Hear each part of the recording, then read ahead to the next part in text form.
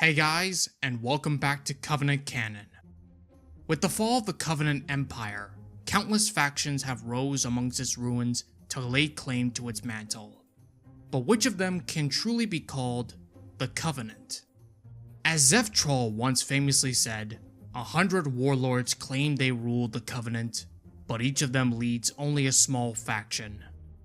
In light of that, I've decided to make a study to rank which of these post-war factions had the most in common with the original Covenant. These groups have popped up all across the Halo franchise, from games, comics, and novels, ranging from large and formidable factions to only small groups.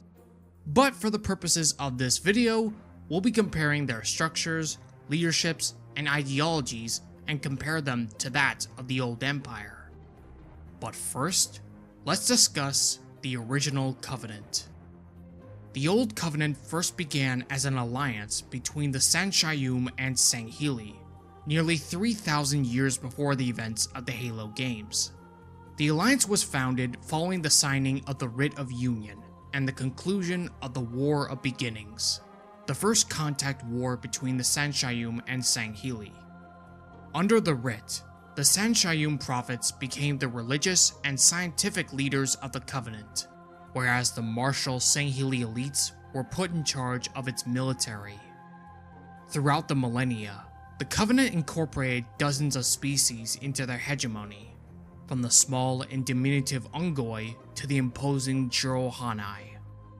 It was a theocratic empire, led by a triumvirate of high prophets, and governed by a high council composing of Sanshayum and Sangheili.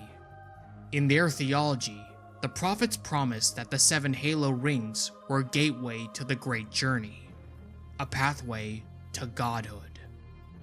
For nearly 30 years, they waged a war of extermination against humanity, glassing countless worlds and killing billions upon billions. But their long dominion ended when the Great Schism broke out late in the year 2552, when the Brutes replaced the Elites as the military leaders of the Covenant, and when the true nature of the Halo Ray became known to the Arbiter.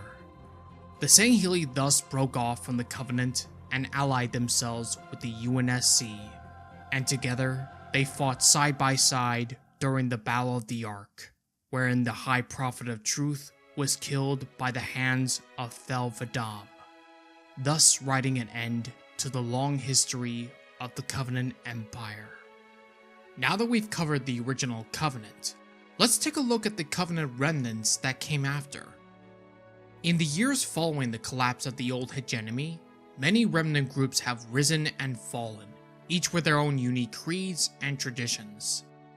But for the purpose of this video, we'll be examining only those factions that explicitly claim to be either the continuation of the original Covenant or those who sought its restoration.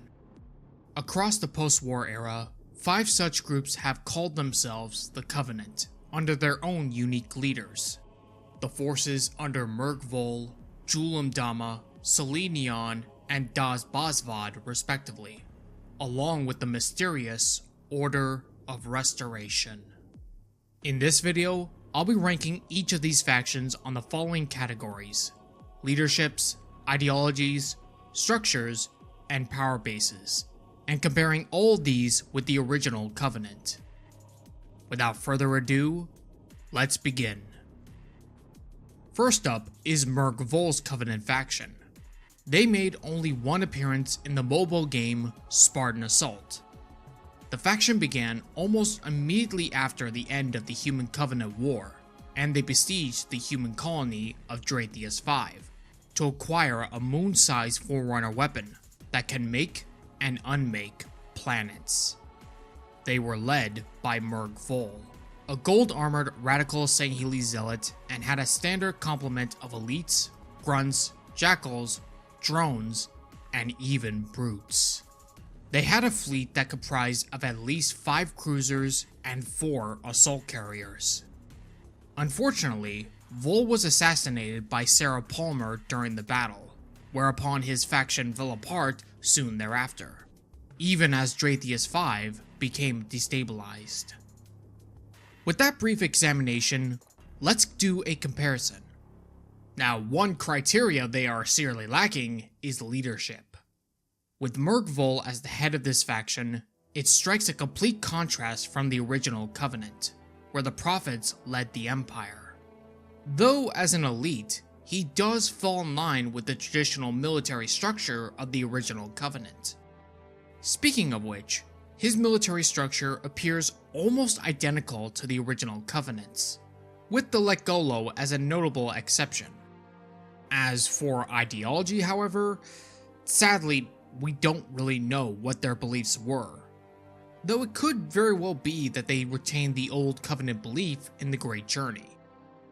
But alas, we will probably never know, seeing as their faction pretty much fell apart within a year after their foundation. Moving on to size and power, Vol's forces could be amounted to a standard Covenant fleet at best, but they were nowhere near as powerful as the old Empire. However, they still had some of the more common Covenant vehicles and artillery, such as Wraiths, Ghosts, and Tyrant AA guns. With the benefit of hindsight, I would rank Merkvol's Covenant in third place.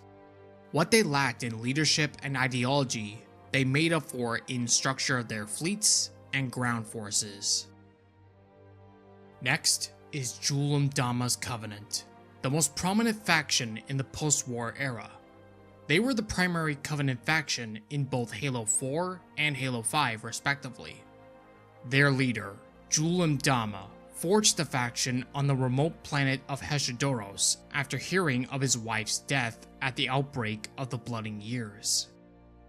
In the years that followed, he assembled a rapidly growing fleet of light and heavy cruisers, along with several carriers, all of which comprise of Sangheili, Ungoi, Kigyar, Lekgolo, and Yanmei. Within their leadership, Jul held the reins of power as the Didact's hand, with his zealots acting in religious authorities not unlike the Sanshayun prophets of the Old Covenant. But unlike the Covenant, their religious beliefs vary, with some retaining the belief in the Great Journey, while others worship distinct forerunners, like the Didact and the Librarian. But the major difference between Mdama's Covenant and the original Empire is that they occasionally employ humans, with Henry Glassman and Dr. Halsey being notable examples. Moreover, this Covenant has even gone so far as to use human weapons and equipment to their own benefit, a stark contrast to the Old Covenant, who viewed such technologies as blasphemous. Throughout their history, Mdama's forces have taken part in many battles, from the First and Second Battle of Requiem to the Absolute Record.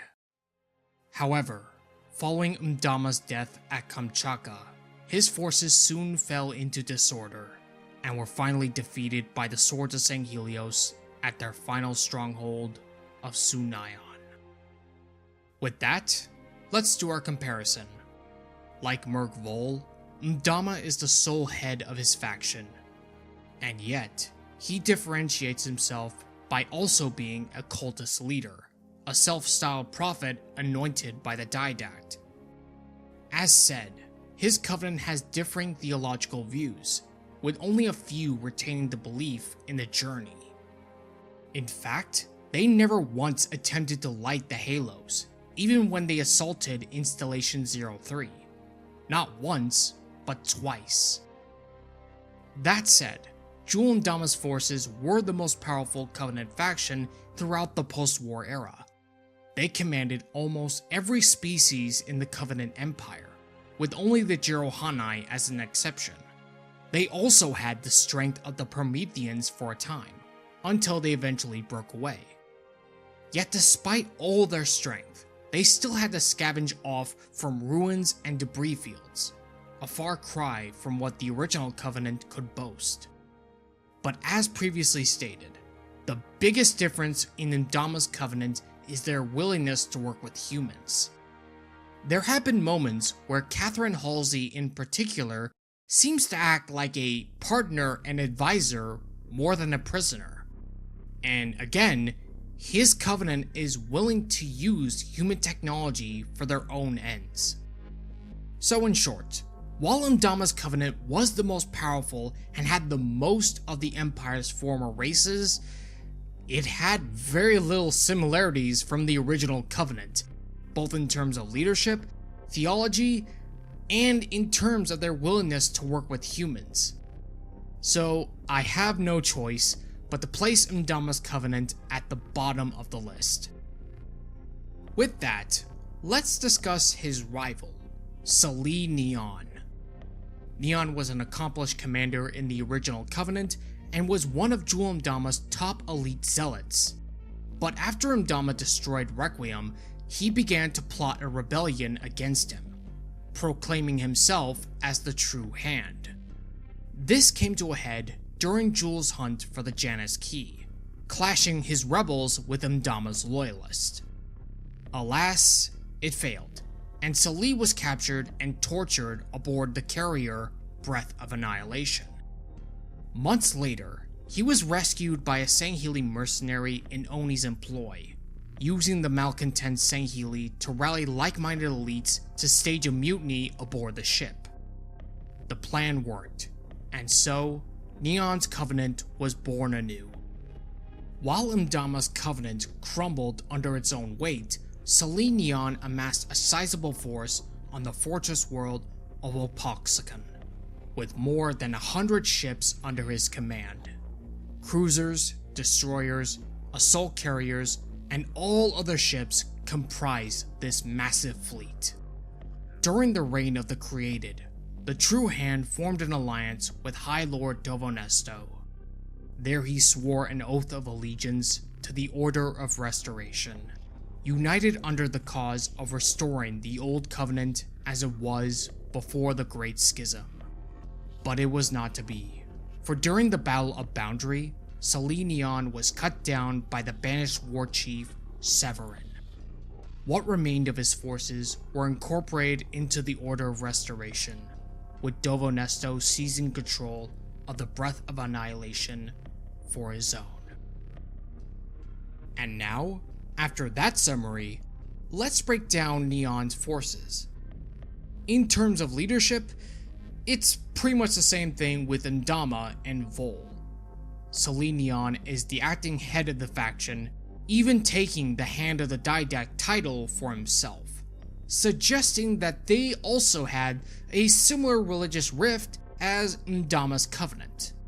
But unlike his former leader, Nyon seems intent on restoring the original Covenant as it was before the Schism, with the Sangheili in charge of the military. And speaking of the military, let's break down Sali Nyon's military force, which unfortunately only has Sangheili as we saw in Escalation. But in Empty Throne, with the amount of ships that he has under his command, it can be reasonably assumed that other races could have joined in his service. And with a set fleet, Nyon supporters seem to have grown in large numbers. And so, despite the fact that they have a dubious leadership and religious structure, Sali Nyon's alliance with Dovonesto seems to make them more akin to the Old Covenant than his rival, Mdama. With this in mind, I would rank Nyon's faction in 4th place, above Jewel Mdama's Covenant. And with that, let's move away from the Sangheili, for we have another faction under the leadership of a Sanshayum. I am of course referring to the Covenant Loyalists under the Sanshayum prelate Daz Bazvad. They made their appearance in the bonus chapter of Shadows of Reach titled Sacrifice, and later in Halo Divine Wind. In truth, this is actually the remnants of Truth's Jirohana-led Covenant faction that we saw in Halo 3. Their leader, Daz Bazvad, was a rare breed of Sanshayum super soldiers as well as the personal assassin of the Prophet of Truth.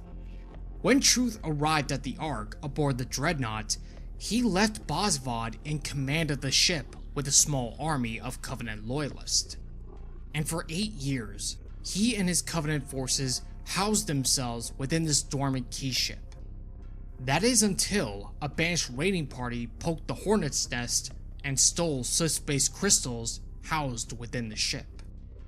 This resulted in the Loyalists joining the wider conflict on the Ark between the Spirit of Fire and the Banished. Late in the year 2559, they allied themselves with the Keepers of the One Freedom to activate the Halo Ray and begin the Great Journey. But the alliance was shattered when the Spirit of Fire destroyed one of the Ark's citadels, sending Bosvad and his Covenant forces back to the Dreadnought. Now, let's look at the Loyalists. Like I said, they are the remnants of Truth's Covenant as we saw in Halo 3, comprising mostly of brutes and jackals. Most notably though, they also have the last remnants of Truth's Jirohanai honor guards, those that replaced the Sangheili during the changing of the guard. As to their mechanized complement, they have Ghost, Wraiths, Banshees, and Seraphs. But aside from that, they have no warships aside from the Dreadnought itself, which they use more as a fortress than a starship. Unlike the other remnant groups we've discussed, this faction is led by a Sanshayu, though this one is a warrior, not a prophet. As to religion, they seem to retain the old faith in the journey, and they also share a deep hatred for humanity as they have shown all throughout Divine Wind, as evident with the human members within the Keepers of the One Freedom. But in spite of all these things, they are but a shamble of the original Covenant as we saw all throughout the original games. But with this in mind, I'd place Bosvad's Loyalists as second place. In my view, they're less of a growing Covenant group and more of a last holdout on what started the decline of the original Covenant. And yet, they still retain some of the core values and principles that bounded the Covenant together for over 3,000 years. And finally, the last and newest of the Covenant Remnant groups is the Order of Restoration, which made its debut in Halo Empty Throne. This is a rather unique group, because they were founded long before the Covenant even existed. Following the War of Wills, the Sanctuarium Reformists took the Dreadnought and fled Jonjer Qualm. And yet, some amongst them wanted to restore the ancient traditions of their homeworld. Thus began the Order of Restoration, which had its claws knee-deep into Covenant political structures. All throughout the millennia, they became the Shadow Masters of the Covenant, shaping the Empire as they will. But when the Empire collapsed centuries later, the Order shifted their priorities to the restoration of the Old Covenant. Under High Lord Dovonesto, the Order consolidated much of Sanshaiyum power, gathering ships and resources for the Covenant to rise again. Nesto garnered the support of Sali Nyon and his upstart Covenant, along with the banished war chief Severin and his vanguard of Zaladon, promising both leaders a position of authority within the resurrected Covenant, unbeknownst to both leaders. All throughout Empty Throne, the Order sought to gain access to the domain via the Lithos Gateway on Boundary, in order to gain access to Cortana's Forerunner machines. However, it was destroyed by the UNSC during the Battle of Boundary, and the High Lord's schemes came into light, causing Severin to abandon the cause, even going so far as to killing Sali Nyon. But Nesto was able to escape with the assistance of the Sword of Sanghelios trader Vul Saran. Following Sali Nyon's death, Dovonesto absorbed his Covenant into the Order, and aboard the Breath of Annihilation, the High Lord and the Blade Master set their sights on the Forerunner shield world of Cloister, where the remaining Sanshaiyum have taken refuge. So, the Order. Let's analyze them fully. All throughout Empty Throne, the Order seems to resemble much of the original Covenant. it has the remaining Sanshayum power beneath its banner, and it's ran by a Sanshayum High Lord, who apparently secretly ran the Covenant in the shadows. And we have Sanshayum politicians in charge of vessels as well, like the Sanshayum minister Kaifo Dine in control of a stormcutter early on in the book. The Order seems to also compose over much of the original Covenant species, especially after Sali Nyon's death, and his Covenant being absorbed into the faction. Moreover, we learned that Tembetek's forces in Shadow of Intent were part of the Order as well. That makes Sanshayum prelates, Sanghili, Jirohanai warriors, Ungoi, Kigyar, and even Yanmei are composed into the faction. The only species seemed to be omitted from the group is the Legolo. Though we don't know how many vessels the Order had before Empty Throne, it can be reasonably assumed that it incorporated much of Sali Nyon's fleet following the Battle of Boundary. At least 80 to 100 ships in particular, including the Breath of Annihilation. As we've seen all throughout the video, all other factions that tried to restore the Covenant have failed in one form or another.